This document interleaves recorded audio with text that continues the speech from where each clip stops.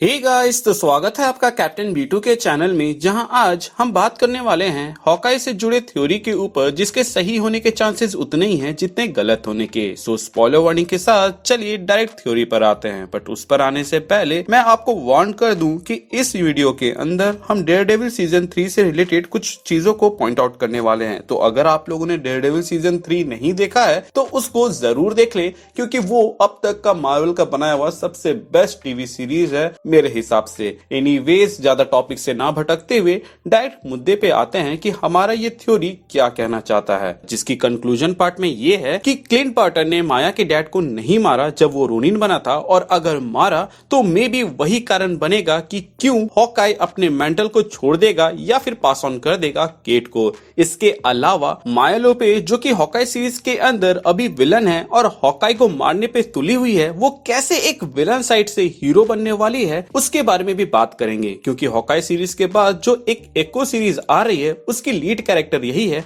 और माया लोपेज ही बाद में एको बनने वाली है। तो without wasting any more time direct video पे आते हैं। तो इन सब के बारे में आपको हमारे इस थ्योरी में अच्छे से समझ में आ जाएगा, तो इस वीडियो को एंड तक देखिएगा। तो सबसे पहले तो यहाँ पर दो पॉसिबिलिटी ये आती है कि क्लिंट ने रोनिन बनकर माया के डैड को मारा या नहीं मारा, जिस पर आप में से कुछ लोग बोलेंगे कि जाकर सीरीज फिर से देखो, क्योंकि रोनिन ने यहाँ पे सबको मारा था एंड ये सबूत काफी है इस बात को स्टैब्लिश करने के लिए कि क्लिंट ने ही वहां पर जाके ट्रैकसूट माफिया के लोगों को मारा, क्योंकि वही एक लौता रोनिन हमें दिखाया गया है। बट जरूरी नहीं वो क्लिंट ही हो, मे बी कोई और रोनिन हो सकता है, या फिर ऐसा भी हो सकता है कि कोई रोनिन बनने की एक्टिंग कर रहा हो। एज क्लिंट जब अपनी वाइफ से बात कर रहा होता है तो वो उस वक्त कहता है कि मुझे वापस आने में टाइम लग जाएगा, क्योंकि ट्रैकसूट माफिया से एक पुराना हिसाब चुकता करना है। जिसके बाद दोनों मियां बीवी उस ट्रैकसूट माफिया को इडियट्स बोलते हैं। इसके अलावा ये लोग अकल से कितने पैदल हैं ये तो आप लोगों ने पहले 3 एपिसोड में देख ही लिया है।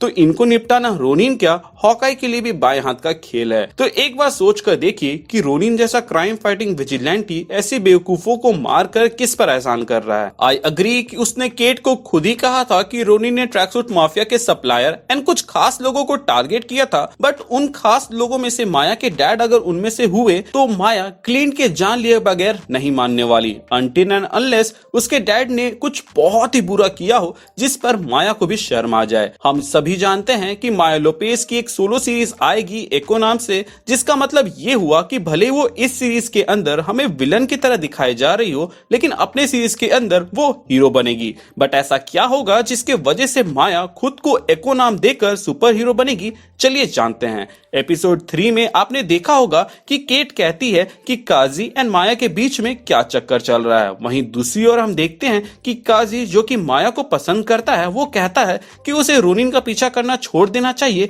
क्योंकि इससे अंकल खुश नहीं होंगे। जिससे ऐसा लगता है मानो वो माया को रोनिन से बचाना चाह रहा हो। बट व्हाट इफ वो माया को उस सच से बचाना चाह रहा हो कि किंग पिन ने ही माया के डैड को मरवाया हो, क्योंकि माया के डैड नहीं चाहते थे कि उसकी बेटी भी उसके जैसे एक क्रिमिनल की जिंदगी जिए। इनफैक्ट मरने से पहले वो उसको ये सब छोड़ने भी कहते हैं। बट किंग पिन ने माया के पोटेंशियल को भांप लिया था, इसीलिए वो नहीं चाहता था कि माया ट्रैकसूट माफिया या फिर उसके गैंग को छोड़े, इसीलिए उसको बदले की आग में ढकेलकर ट्रैकसूट माफिया का इंचार्ज बना दिया। एंड ऐसा पहली बार नहीं हो रहा है, इससे पहले भी डेयरडेविल सीजन 3 के अंदर विल्सन फिस्क यानी कि किंग पिन ऐसा कर चुका है। जहां बुलजाई की गर्लफ्रेंड उसको सुधारने में लगी थी तो विल्सन फिस्क ने उसको ही साइड करवा दिया, ताकि बुलजाई कभी ना सुधरे एंड वो हमेशा उसके लिए ही काम करे। पास्ट का सीन जो हमें दिखाया जा रहा था, मे बी ये उस वक्त का था जब ट्रैकसूट माफिया ग्रो कर रहा था। एंड अगर ऐसा है तो किंग पिन शायद तक ट्रैकसूट माफिया का उस वक्त एक लौता बॉस नहीं था, क्योंकि अगर वो होता तो वो छोटी माया को घर पहुंचाने का काम क्यों करता। आई मीन, आप कितने बॉस को जानते हैं जो अपने एम्प्लॉय या खासम खास के बच्चे को घर तक छोड़ता हो। विच शोज कि उस वक्त किंग पिन उतना बड़ा क्राइम लॉर्ड या माफिया लॉर्ड नहीं बना था। Maybe kingpin and Maya के डैड ही ट्रैकसूट माफिया को लीड कर रहे थे एंड इसीलिए किंग पिन ने माया के डैड को साइड करवा दिया ताकि वो एक लौता बॉस बन सके। मे बी इस सीजन में हमें ये दिखाया जाए कि विल्सन फिस्क कैसे इतना बड़ा क्राइम लॉर्ड बना, जहां पर हमें ये बताया जाए कि बिशप इंडस्ट्रीज से केट की मॉम ने भी उसकी थोड़ी बहुत मदद की है, और एंड में माया को पता चले कि उसके डैड का मर्डर भी इसी ने करवाया था, जिसके बाद वो बदले की आग में एको के नाम को अडॉप्ट करे और उसके सीरीज के अंदर वो विल्सन फिस्क से ही बदला ले। एको की कॉमिक लुक पर अगर आप ध्यान देंगे तो उसके फेस पर एक हाथ का छाप रहता है जो कि माया के डैड मरने से पहले उसके फेस में सॉर्ट ऑफ बना देते हैं। सो मे बी माया का एको बनना एंड ऐसे हाथ का छाप उसके फेस में रहना ये सिंबलाइज कर रहा है कि उसकी ओरिजिन क्या है। मे बी विल्सन फिस्क ने स्वॉर्ड्समैन को हायर किया हो ये काम अंजाम देने के लिए, क्योंकि वो तलवारबाजी में इतना माहिर है जिसके वजह से कोई शक भी नहीं करेगा कि ये काम रोनी ने नहीं बल्कि किसी और ने किया हो। जिस तरह केट की मॉम जैक पर भरोसा दिखाती है ऐसा लगता है मानो उनको सब पता है एंड मे बी वो इन सब के पीछे हो, बट क्योंकि वो केट की मॉम है इसलिए शक का कांटा सिर्फ विल्सन फिस्क और जैक तक ही रहने देते हैं। बट इतना तो तय है कि केट की मॉम भी कोई दूध से धुली नहीं होगी, एज उसका कोई ना कोई कनेक्शन किंगपिन या दूसरे क्राइम लॉर्ड से होगा, क्योंकि अरमांड द थ्री से जब झगड़ा हो रहा था तब वहां पे वो कहता है कि मेरी भी पहुंच बड़े बड़े लोगों के साथ है। मतलब कि केट की मॉम के भी कनेक्शंस कुछ बड़े बड़े लोगों के साथ है, मतलब कि कुछ तो झोल है। सीरीज के शुरुआत में केट के मॉम एंड उसके डैड हमें लड़ते हुए दिखाए जाते हैं, जो कि हो सकता है इसलिए हो क्योंकि केट की मॉम बुरे लोगों के साथ हाथ मिलाने के लिए कह रही हो ताकि उनकी कंपनीज के शेयर्स और भी ऊपर हो जाए, क्योंकि वहां पे जो फाइट हो रही थी वो थोड़ी फाइनेंशियल क्राइसिस के ऊपर हो रही थी। ऐसा भी हो सकता है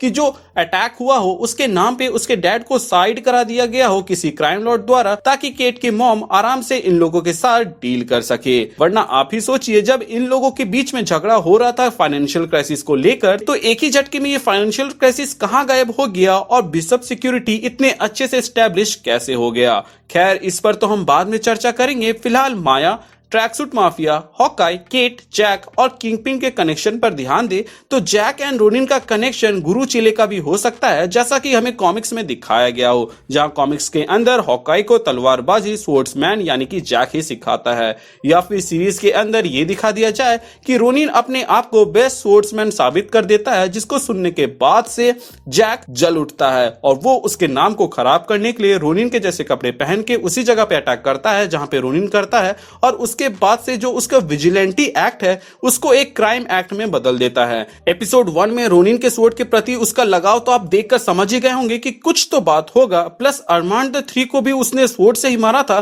तो इससे तो आप समझ ही गए होंगे कि जैक कोई दूध से धुला हुआ नहीं है एंड उसको अपने तलवारबाजी के हुनर पे बहुत ही घमंड है। एक रिट्रेसेबल स्वॉर्ड बनाना उसके लिए कोई बड़ी बात नहीं होगी, बट क्योंकि वो स्वॉर्ड ओरिजिनली रोनिन को बिलोंग करता था इसीलिए उसको उसमें इतनी दिलचस्पी थी। मे बी वो स्वॉर्ड ओरिजिनली जैक को ही बिलोंग करती थी, जिसको उसने हॉकाई को ट्रेन करने के बाद दे दिया था, इसीलिए उसको इतना दिलचस्प था एज ये उसी का स्वॉर्ड था। और एंड खुद के सामान के प्रति तो सबको लगाव होता है। ट्रैकसूट माफिया जैसे भोंदू गैंग के अंदर काजी जैसे बंदे का होना शोज की या तो उसको माया इतनी ज्यादा पसंद है कि वो उसको छोड़ नहीं सकता, या फिर किंगपिन ने उसको माया के साथ इसलिए रखा है ताकि उसको कभी सच्चाई पता ना चले। आप ही एक बार सोचकर देखिए कि अगर सच में क्लिंट ने माया के डैड को मारा है तो आप भी माया की साइड लेंगे कि उसका भी हक बनता है क्लिंट को मारने का, क्योंकि उसके डैड को उसने मारा था। अनटिल एंड अनलेस आपको ये पता चले कि माया के डैड एक बहुत ही बुरे इंसान थे, क्योंकि बुरे इंसान के मरने पर किसी को भी बुरा नहीं लगता एंड पता नहीं क्यों माया के डैड उतने बुरे इंसान की वाइफ नहीं दे रहे हैं। प्लस काजी भी कहता है कि उसके डैड पहले टीम मेंबर्स की लाइफ को प्रायोरिटी देते थे, तो अभी के लिए मान लेते हैं कि उसके डैड एक बहुत बुरे इंसान थे। तो माया इस सच्चाई को जानने के बाद भी अपने डैड का बदला लेगी क्लिंट को मार के,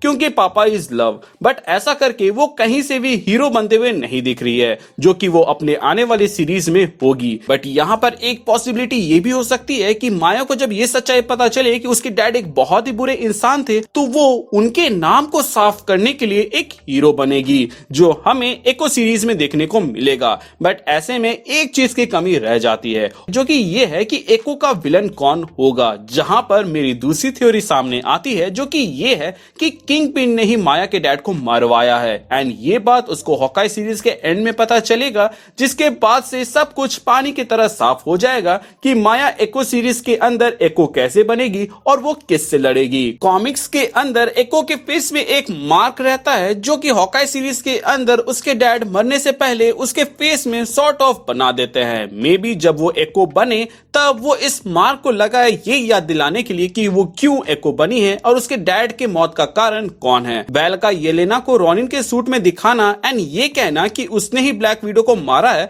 शोज कि उनका मिशन है हॉकाई यानी कि क्लिंट को साइड करना, बट अचानक से ये मिशन देना थोड़ा अटपटा लग रहा है, वो भी तब जब हॉकाई रिटायर हो चुका है, विच मीन्स किसी ने वेल को कॉन्ट्रैक्ट दिया है या फिर उसको कॉन्ट्रैक्ट दिया है जिसके लिए वेल काम करती है, क्योंकि सैलरी बढ़ाने की बात पर दोनों ही हाँ बोलते हैं। सो सैलरी तो ऑब्वियसली बॉस देता है, इसका मतलब वेल भी किसी के नीचे काम करती है। सो मे बी क्लिंट बार्टन को मारने का कॉन्ट्रैक्ट किंग पिन ने ही दिया हो वेल को, जिसके वजह से हॉकाई के रिटायर होने के बाद भी वेल ने येलेना को मैनिपुलेट किया क्लिंट को मारने के लिए। जो भी हो, एटलीस्ट एक एपिसोड तक तो येलेना रहेगी इस सीरीज के अंदर, जिसमें काफी मजा आने वाला है क्योंकि new black window versus upcoming Hawkeye देखने को मिलेगा। प्लस बाद में शायद तक ये दोनों बेस्टीज बन जाए या फिर ये दोनों ऑपोजिट साइड चल जाए, जहां केट न्यू एवेंजर्स ज्वाइन करे तो Yelena Thunderbolts. MCU Thunderbolts and MCU young Avengers के ऊपर मैंने ऑलरेडी वीडियो बना रखा है, तो अगर आप इंटरेस्टेड है तो उसको चेकआउट कर सकते हैं, लिंक आपको डिस्क्रिप्शन में मिल जाएगा। और अगर आपने इस वीडियो को यहां तक देख लिया है तो अपनी राय हमें कमेंट सेक्शन के जरिए जरूर बताइएगा। प्लस वीडियो को लाइक और अपने दोस्तों के साथ शेयर कर दीजिएगा ताकि वो भी आपके जैसे ही एंजॉय कर पाए। इसके अलावा हमारे चैनल में पहली बार आए हैं तो चैनल को सब्सक्राइब कर दीजिएगा, और पुराने हैं तो प्लीज चेक कि आपने बेल आइकन दबाया है या नहीं। अगर आपने दबा दिया है तो वेल एंड गुड, और अगर आपने नहीं दबाया है तो उसे दबा दे ताकि जब भी मैं कोई वीडियो डालूं उसका नोटिफिकेशन आपको जाए। इसके अलावा हमारे चैनल का एक छोटा सा मोटो है जो कि है लोगों की मदद करे, अपना ख्याल रखे एंड कीप मूविंग फॉरवर्ड का रट लगाकर आगे बढ़ते रहें। Thank you for watching this video, stay tuned.